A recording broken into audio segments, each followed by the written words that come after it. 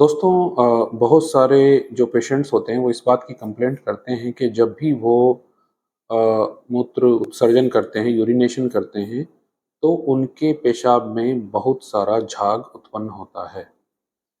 अब ध्यान देने वाली बात ये है कि क्या ये एक सामान्य प्रक्रिया है या इसमें कोई हमको आगे ये विचार करना चाहिए कि कहीं न कहीं शरीर में कोई प्रॉब्लम तो नहीं क्रिएट हो रही है।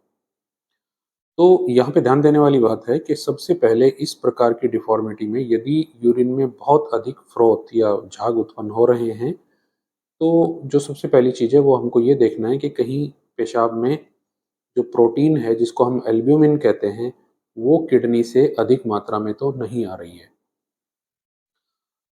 किडनी में से निकलने वाली किडनी यूजुअली जितनी भी प्रोटीन होती है उसको रिटेन करती है और उसको यूरिन में बाहर निकलने नहीं देती है। और यदि किसी कारण से किडनी में कोई डिसऑर्डर या प्रॉब्लम क्रिएट हो जाती है, तो ये प्रोटीन्स हैं वो बाहर निकलना शुरू हो जाते हैं। पहली स्टेज में इसको माइक्रो एल्ब्यूमिनूरिया कहते हैं, यानी कि माइक्रो यानी कि बहुत सूक्ष्म मात्रा में, और बाद में यही एल्ब्यूमिन बहुत अधिक मात्रा में आने लग जाता है। तो यदि यह पेशाब में आ रहा है तो निश्चित रूप से पेशाब में झाग उत्पन्न हो जाते हैं। यदि ऐसा है तो फिर हमको पेशाब की जाँच करानी चाहिए कि कहीं उसमें एल्बुमिन तो नहीं आ रहा है। नॉर्मल जाँच से कई बार पता नहीं लगता है, तो 24 घंटे का पेशाब इकट्ठा करके उसमें प्रोटीन की कितनी मात्रा निकल रही है, उसकी जाँच करा लेनी चाहिए।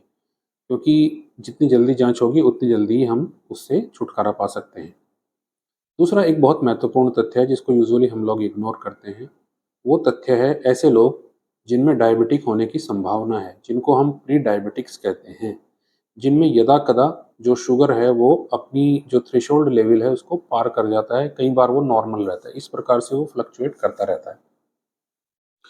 तो ऐसे पेशेंट्स में क्या होता है कि यूजुअली जब ये जो प्री डायबिटिक्स होते हैं, इसमें यूरिन की जो स्पेसिफिक ग्रेविटी होती है वो भी थोड़ी बढ़ जाती है।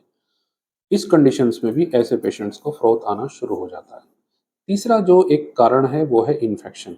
बहुत लंबे समय तक चलने वाले इन्फेक्शंस अ, और इसी प्रकार से कुछ फंगल इन्फेक्शंस या बैक्टीरियल इन्फेक्शन के कारण से भी ये फ्रोथ्स उत्पन्न हुए देखे जा सकते हैं। तो यदि किसी रोगी को ऐसा लगता है कि उसके पेशाब में अनुमान से ज़्यादा झाग आ रहे हैं, उसको मन में ऐसा है, तो वो कम से कम अपनी शुगर का एक मॉनिटर कर ले, जो कि आसानी से किया जा सकता है। साथ ही साथ 24 घंटे में पेशाब में कितनी प्रोटीन निकल रही है, यदि वो नॉर्मल लिमिट में है तो उसमें कोई समस्या नहीं है, और यदि वो बढ़ रही है तो फिर उससे आगे कुछ ना कुछ डायग्नोसिस की आवश्यकता होती है कि किडनी में कोई प्रॉब्लम तो क्रिएट नहीं हो गई है।